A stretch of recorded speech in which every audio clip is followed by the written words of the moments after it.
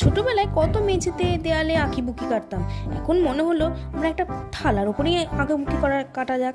তাই একটা থালা নিয়ে এলাম, তাকে ভালো করে পরিষ্কার করে নিলাম, স্যান্ড পেপার দিয়ে ঘষে তাকে রেডি করে নিয়ে একটা কলকা এঁকে ফেললাম। এর জন্য কোনো কলকা আর্টিস্টের দরকার নেই, যে কোনো মানুষই কলকা করে নিতে পারে, দেখলেই সঙ্গে সঙ্গে হয়ে যাবে। তোমরা দেখো, সঙ্গে সঙ্গেই করে নিতে পারো। আমি তোমার মেয়েকে দেখে শিখে গেলাম, মেয়ে আঁকিঝুঁকি কাটছিল, তাই দেখে ভাবলাম ওইটা থালার উপরেই করে ফেলি। তো আশা করি তোমাদের খুব ভালো লাগবে, তাই তাড়াতাড়ি করে থালার উপর করে ফেললাম।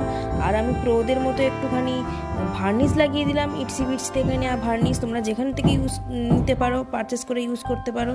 আমি ভার্নিশ লাগিয়ে নিলাম যাতে থালাটা অনেক দিন ইউজ করতে পারি।